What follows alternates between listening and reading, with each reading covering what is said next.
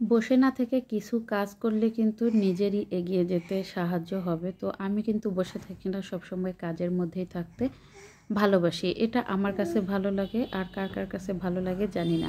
অবসর সময়ের কিছু কাজ আপনাদেরকে দেখালাম। এটা হচ্ছে বালিশের কভার, আর এখন আমি একটা 3 পিস সেলাই করতেছি, সেটারই কিছু অংশ দেখানোর ট্রাই করলাম। আর এখন আমি এটা হচ্ছে জামার যে নিচের ঘেরটা, তো সেটাই সেলাই করে নিচ্ছি বন্ধুরা। হ্যালো এভরিওয়ান, আসসালামু আলাইকুম, welcome back to my channel লিমুস blog and cooking channel থেকে সবাইকে স্বাগতম। আশা করছি যে যেখানে আছেন অনেক বেশি ভালো আছেন, সুস্থ আছেন এবং নিরাপদে আছেন।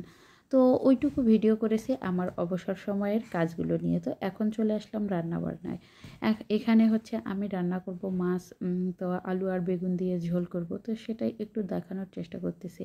আজকে আমি আমার ব্লগ ভিডিও শেয়ার করলাম, কোনো প্রকার রান্না বা কোনো কাজ শেয়ার করিনি। তো সারাদিনে যা যা করেছি সেগুলোই একটু একটু করে শেয়ার করেছি।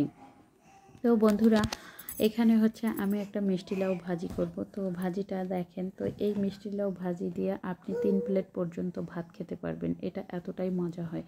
তো এখানে আমি কিছুটা জিরা আর পাঁচফোড়ন দিয়ে দিয়েছি তেলের মধ্যে, তারপর দিয়ে দিলাম শুটকি। তো শুটকিগুলো ভালোভাবে ভেজে নিব।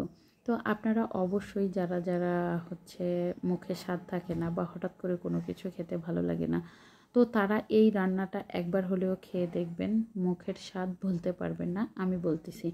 তো অবশ্যই আমি এটা রান্না করে খেয়েছি, তারপর কিন্তু আপনাদের সাথে শেয়ার করতেছি বন্ধুরা।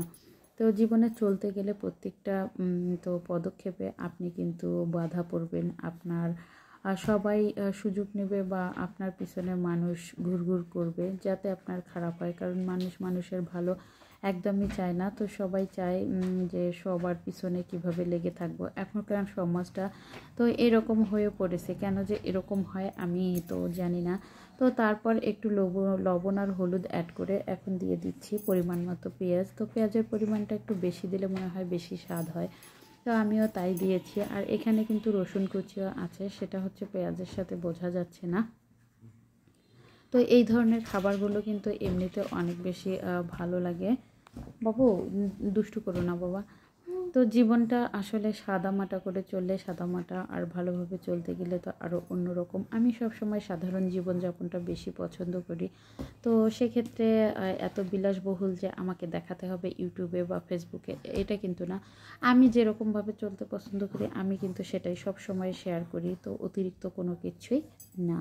তো এখানে আমি কাঁচামরিচটা তো দিলে ভালো, আমার একটু মরিচ ব্লেন্ড করা ছিল, তো আমি সেটাই দিয়েছি।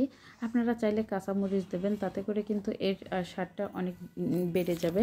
আর সামান্য পরিমাণে একটু আদা রসুন পেস্ট দিয়েছি, হাফ চামচ পরিমাণ।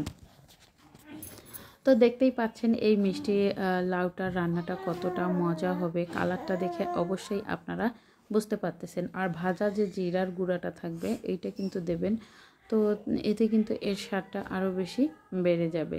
তো বিশ্বাস করবেন না ভাই, এই ভাজিটা দিয়ে যে আমি কতগুলো ভাত খেয়েছি, যদি আমি সামনে আপনাদেরকে দেখাতে পারতাম তাহলে আমি বোঝাতাম। আর এমনিতে মেয়ে মানুষ বেবি হওয়ার পর প্রচুর ভাত খায় বা প্রচুর খাবার খায়, কারণ হচ্ছে এতে করে বাচ্চার জন্যই এই খাওয়াটা মায়েদের। আমি কিন্তু আগের তুলনায় ডাবল খাই, তো এত বেশি খাই, মোটু হয়ে গেছি বন্ধুরা। তো সবাই আমার জন্য দোয়া করবেন।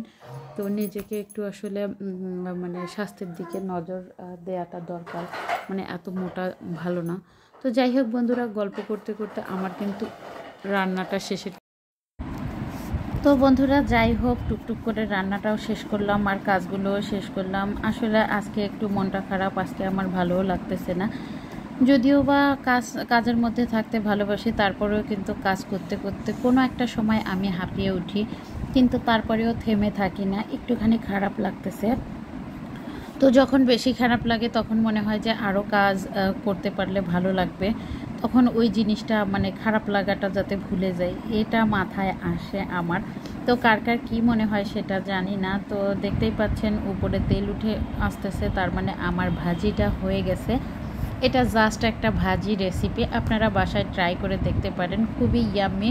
গরম ভাতের সাথে একদম এত ভালো লাগবে খেতে, জাস্ট অসাধারণ। আজকে এই পর্যন্ত, আল্লাহ হাফেজ, সবাই ভালো থাকবেন।